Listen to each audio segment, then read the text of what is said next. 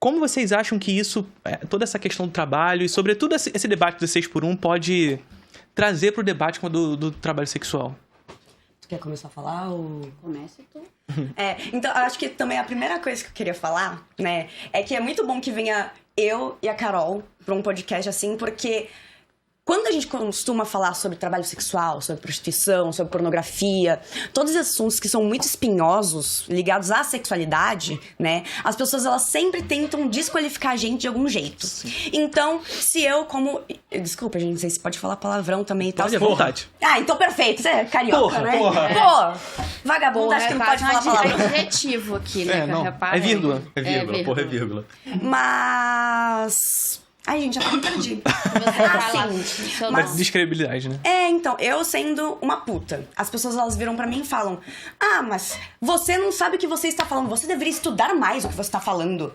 Eu não sou uma Carol, tá? Porque a Carol é minha base, sabe? Então, a gente traz o empírico aqui, a gente traz toda a bibliografia, que essa mulher é fascinante, assim, de contar toda a bibliografia. Então... Mas ela estuda pra caralho. As pessoas não sabem disso, mas estuda muito. Sim. E tem muitas pessoas que estudam muito no meio, né? E é muito importante isso que a Alana também tá falando, por exemplo, hoje mesmo, tem muitas prostitutas que são incrivelmente ativistas, estão fazendo pós-graduação, estão formando, ou já são formadas. Isso só é mais um emprego também, comparado com os outros. E agora tá numa coisa assim, que eu vi Laís, Bruna, né? Bruna da Leituras Pretas e tal. Elas também brigando nas redes, a Cadantas também daqui, falando, que tipo assim, elas estavam falando sobre a jornada 6x1, como que isso é no trabalho sexual e tal. E aí sempre tem assim, mas você é puta, o que você tem pra falar? Eu falo, gente, tudo. Prostituta agora não pode falar, prostituta não é mulher? Sim. E é muito curioso, porque o primeiro encontro nacional que formou o movimento brasileiro de prostitutas, o evento chamava Mulher da Vida é Preciso Falar. Isso está falando de 1987, pós-abertura democrática no Brasil. Sim. E ali aquelas mulheres já estavam falando sobre a reivindicação de falar, de ser considerada uma cidadã, principalmente ser considerada como mulher até igual, né, nós aqui, no jeito civil, porque até hoje é isso, só porque a professora é puta, ela não pode falar. Tipo assim, eu fico... Uai. O que tem a ver, né? O que tem a ver? E isso reverbera alguma coisa na Constituição de 88 ou não? Na verdade, em tese, prostituta é mulher tem direitos civis igual outros, né? Mas o que elas realmente impactaram na Constituição de 88 foi na construção do SUS, que poucas pessoas sabem disso, né? Elas que estavam lá também construindo o SUS, tanto o movimento brasileiro de prostitutas, como também, na época, o intitulado Movimento Homossexual e o movimento trans, que fizeram a briga para que a nossa política hoje nacional de combate a HIV, AIDS, hepatites e outras doenças virais, né, fosse integral para todos, porque até então era considerado só os grupos de risco, com muitas aspas, que era a denominação do momento. Então, elas que falavam assim, não é só a gente que não, qualquer pessoa pode ter esse contágio. Fez sexo em camisinha, todo mundo. Então, elas que colocaram essa demanda de distribuição irrestrita das camisinhas, da medicação. Então, assim, tinha essas mulheres por trás e é pouco visibilizado daí. E não só isso, eu sempre também... Eu gosto muito de podcast, né? E tem um muito bom chamado Ciência Suja. Tem um outro muito bom chamado Desencontros. Também. Ele é muito bom, né? É, muito bom. Pois é. E aí... Ciência Suja. Mas eles têm até um episódio que eles falam sobre a AIDS, né? E eu tava ouvindo, e aí... Tinha um cara de Porto Alegre falando, e eu falei, eu conheço essa voz. Que é do GAPA. Que é do GAPA. O GAPA é o Grupo de Apoio a Pessoas com AIDS HIV. E, inclusive, eles falam no podcast que toda a população LGBT, né, e tal. E, inclusive, as prostitutas não ajudaram também só na criação de políticas, como, por exemplo, os comerciais, que eram pensados de uma maneira extremamente criativa para que eles pudessem ser... visto, realmente... usado pela campanha. Sim, tem um que eu não vou lembrar agora, acho que era a Galisteu, que fazia uma propaganda, tipo assim, ela uma voz hiper sensual e não sei o que, ela falando sexo só com camisinha. E aí, cara, até fora, sabe? Esses comerciais, eles são vistos, toda a política do Brasil de combate ao HIV e AIDS, ele é tido como referência, sabe? E isso não veio do nada. Isso veio a partir do quê? De ouvir não só populações que a gente, né, trataria como coitadinhos, mas realmente ouvindo pra falar, tá bom, o que vocês desse grupo acham que é possível fazer? O que outras pessoas desse grupo acham que a gente tem que realmente combater? Exatamente. Eu já falo assim, um pouquinho que eu tô no NEP, lá em Porto Alegre, que é o Núcleo de Estudos da Prostituição. Inclusive, eu tenho muita sorte, assim, de as minhas mentoras, a Soila Mar e a Tina Rovira. A Tina, ela é simplesmente a sócia fundadora do NEP, e a Soila, ela, além de ser minha mãe, né? Ela foi uma prostituta que sofreu com a ditadura militar, sabe? Ela tava lá também na redemocratização, ela também influenciou na criação do NEP. E era justamente isso. Pô, a Tina, que era uma mina comum, assim, trabalhava no Ministério Público, se não me engano. Ela... O marido dela, que era pastor, conheceu a Gabriela Leite. E aí é muito engraçado quando ela conta esse caso, né? Porque ela falou que o marido dela chegou em casa, imagina, passou e falou assim, você não sabe, eu conheci uma prostituta que você precisa conhecer. Que ela olhou assim e falou, ué, como assim, né? E era a Gabriela, e a Gabriela já nesse intercâmbio, já rodando pelo Brasil, porque elas começaram a organizar um movimento assim. E nessa época, não é igual a gente agora que tem WhatsApp. Sim. Só um parênteses. Telegrama era caro pra caramba. Imagina interurbano, tipo assim. E elas conseguiram organizar mais de 30 prostitutas aqui, inclusive no Circo Voador. O primeiro encontro de prostitutas foi aqui no Rio de Janeiro, em 87, no Circo Voador. E contou com essa ajuda, tanto assim de algumas organizações religiosas, como a ala, né, da teoria da libertação do Leonardo Boff, né, do Sper, né, também. E aí, elas conseguiram juntar essa grana pra fazer esse encontro. Então, tinha gente, por exemplo, a Lourdes Barreto, que é uma militante histórica, né, que a gente fala que é a nossa matriarca. Inclusive, ela tem um livro ótimo, super indico, Puta, uma autobiografia.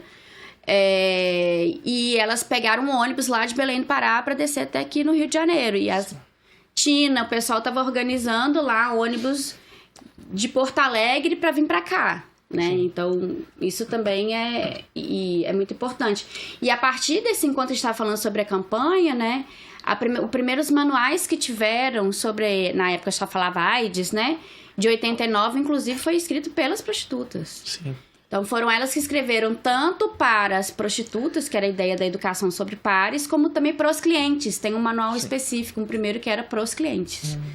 Né? Isso é uma coisa que é curiosa, porque assim, todo debate que surge, sobretudo na esfera cultural, eu digo assim, filmes, audiovisual e tudo mais, quando vai voltar para a década de 80 e falar desse medo pandêmico do HIV, sempre vai nos grupos minoritários, mas sobretudo nos homossexuais, nos grupos LGBT, que é APN+.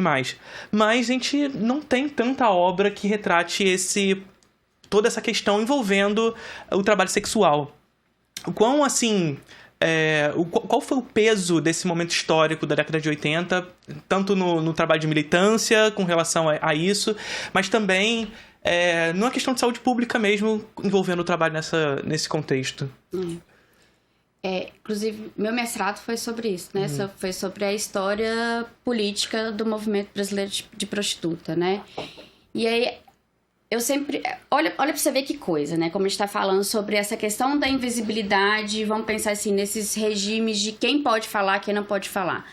Naquela grande manifestação da década de 1970, que teve na Sé, começou exatamente com Gabriela e algumas mulheres lá na boca do lixo, para denunciar o sumiço... Na década de 70? Na década de 70. Do sumiço de mulheres cis e travestis de lá, que tinham sido pegas pela polícia.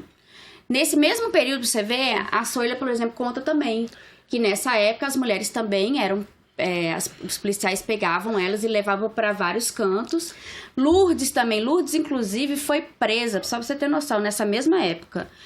Ela foi atravessar a rua, que ela foi amamentar a Leila, filha dela, né? Que também é atuante no movimento. Por amamentar, né? E depois ela ia voltar pro cabaré, policial pegaram ela, botaram ela dentro da PM, dentro da delegacia e faziam as prostitutas fazerem trabalho de limpeza, trabalho, né, sexual e etc, tal. Aí elas começaram a organizar, juntaram todos os comerciantes. Nessa época não tinha uma tensão tanto assim de movimento feminista contra, né, o movimento de prostituta. Propriamente não havia ainda uma institucionalização do movimento de prostituta, né? Mas que desembocou naquela grande manifestação da Sé. E aí acontece que alguns filmes esquecem de botar isso, né? Aí vai retratar sempre filmes de uma forma muito da biografia, precisa colocar essa mulher, muitas vezes, sem agência, num contexto de violência, de exploração. Submissão, né? Submissão, algum tipo de abuso, seja parental ou alguma coisa da vida, de algum relacionamento abusivo. E depois o filme sempre relata ou a libertação dela, que geralmente é uma o casamento, redenção, né? Uma redenção, né?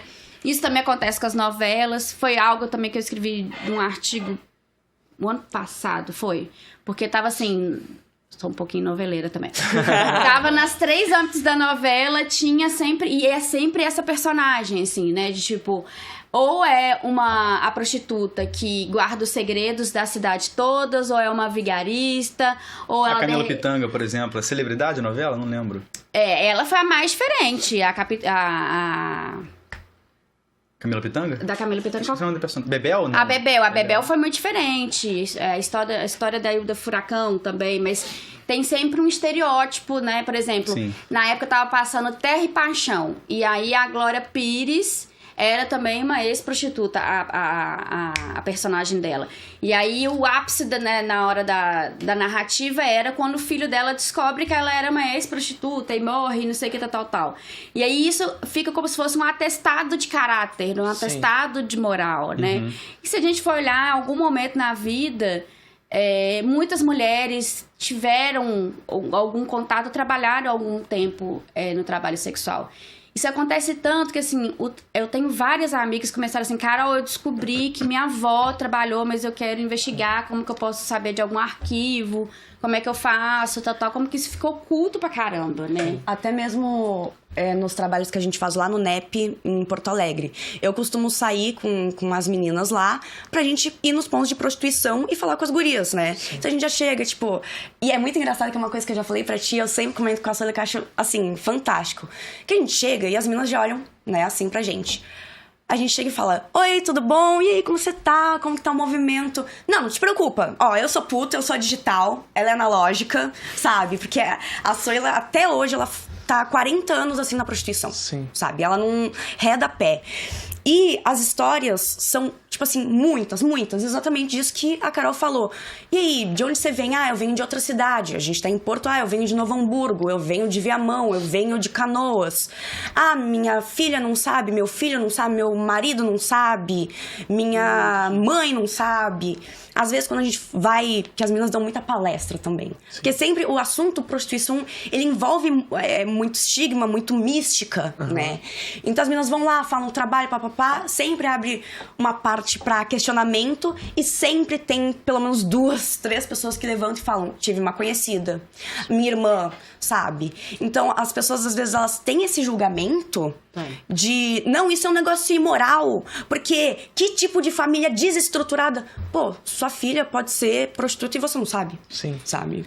E é muito engraçado quando a gente fala sobre isso. Por exemplo, a Constituição hoje do Movimento Brasileiro de Prostitutas, as lideranças, majoritariamente são mulheres acima de 45 anos, mulheres negras, principalmente do Norte, Nordeste, né? Que constituíram família via prostituição e via o ativismo. E ainda digo mais, eu sempre reforço isso, são mais de 20 instituições aqui no Brasil, ligadas em 3 redes nacionais, que é a Rede Brasileira de Prostitutas, a Amprosex. A Amprosex, que é a Articulação Nacional de Profissionais do Sexo. E a CUTS. E a CUTS, que é a Central Única de Trabalhadores e Trabalhadoras Sexuais. Todas elas têm seus pormenores, mas todas elas reivindicam a mesma coisa. O trabalho sexual é trabalho. Sim. Então, e eu sempre falo isso, olha só quantas mulheres com diversas jornadas diferentes, né? Mas ainda assim, não uma jornada que a gente julga, que nem o pessoal fala, ai, vida fácil. Longe de ser uma vida fácil. sabe? Muito longe. Já pode ser herdeiro, pô. Então. Exatamente. Tá trabalhando na vida fácil. E aí... Não, direto, e ainda assim, desculpa interromper, mas Não, direto, quando a gente, por exemplo, eu geralmente, uma vez por mês, eu abro uma caixinha lá no meu Instagram, né? E sempre tem essa... É o ouro, mas assim, sempre tem que pergunta, tipo assim, mas por que elas entram? Eu falo, por que você trabalha, então? Tipo, se você é herdeiro? Porque, assim, pergunta... se você é herdeiro, não sei por que você trabalha, né? Porque eu queria ser herdeira, né? Sim. Tipo assim... E é algo também que a gente sempre bate muito na tecla com as pessoas, que assim, por que entra, não sei o que, tal. Como que caiu nessa vida? Como caiu nessa vida? Eu falo, a pergunta é errada. Porque se até hoje existe trabalho sexual, é porque essas pessoas permanecem. Sim. E por que elas permanecem? Em quais condições elas permanecem? Eu sinto que essa questão do... por que entrou nisso? Cai muito numa pauta moral, na verdade, né? Não importa. A pessoa tá lá. Ela tá tendo condições de fazer o trabalho dela de forma digna. A questão é muito mais essa. Devia perguntar isso pro mercado financeiro. Como É que você caiu pra trabalhar em banco, rapaz? Não, e aí entra, inclusive, na pauta, por exemplo, da jornada 6x1, né? Que aí, tipo assim, já que a gente... que é o seguinte, de várias pessoas que eu entrevistei, de várias pessoas que eu já conversei, que eu tive muita sorte também de trabalhar com algumas associações, eu consigo ter minha vida. Eu consigo cuidar dos meus filhos, eu consigo cuidar da minha família. Eu banco minha saúde mental. Eu cuido agora. Eu banco minha família. Exatamente, elas conseguem, né? Principalmente presencial. Apesar que o digital tem também suas questões, é algo que agora, no meu doutorado, eu tô mais pesquisando essa ideia mesmo sobre trabalho sexual, pensar trabalho sexual como uma categoria sociológica, né? Pensando principalmente os impactos da pandemia, né? Que agora a gente estava falando muito sobre isso, assim, como tá muitos jovens, né? Sim. Nesse trabalho do trabalho sexual digital, por meio de plataforma. A perspectiva etária é diferente, então, do analógico que vocês disseram pro digital. Eu digo assim, quem trabalha, por exemplo, que gosta de trabalhar, por exemplo, na rua, em bares, né, em casas, tem um marcador muito forte geracional. Por exemplo, durante um tempo, eu fui voluntária da Associação Mulheres Guerreiras Unidas pelo Respeito de Campinas, que tem a Betânia Santos, né, como uma das coordenadoras de lá, né, a Cinderela também, a Denise. E aí, a gente estava fazendo uma atividade do Puta Day, que é o dia 2 de janeiro, que é o Dia Internacional da Prostituta. E aí, a gente tava falando sobre esse negócio, ela no WhatsApp, marcando. Ela falou assim, olha, a única coisa que eu faço online mesmo é o WhatsApp. Ela falou, Carol, eu não quero botar meu rosto no site, eu não quero botar essas coisas, tal. Eu prefiro aqui, eu vejo o cliente, eu tô dentro dessa casa, eu trabalho de forma segura. Eu tenho um controle da minha imagem aqui. Na internet eu não tenho. Sim. Né? Então, assim, tem... Por exemplo, Betânia mesmo não gosta de trabalhar dessa forma. E são várias. E eu tenho... muitas aí pessoas que eu já conversei, interlocutoras, que têm isso. E eu vejo como isso também é muito geracional, né? Sim, perfeito. Então, tem várias nuances, se a gente for pensar assim, marcadores sociais, né? Tanto gênero, raça, classe, idade, região. Porque muitas vezes as pessoas tratam a prostituição como uma forma universal. Porque como as pessoas fazem a seguinte correlação... prostituição é igual violência. Então, a violência, como se violência também fosse uma forma só, né? Então, se é violência, então todo mundo trabalha da mesma forma. Não. Em Porto Alegre tem um jeito. Belo Horizonte é completamente diferente. É que nem sotaque, aqui no tem Rio, culturas. exatamente. No Rio também é muito diferente. João Pessoa é completamente diferente porque tem a interferência da cidade, a dinâmica da cidade, como que você circula na cidade, etc. e tal.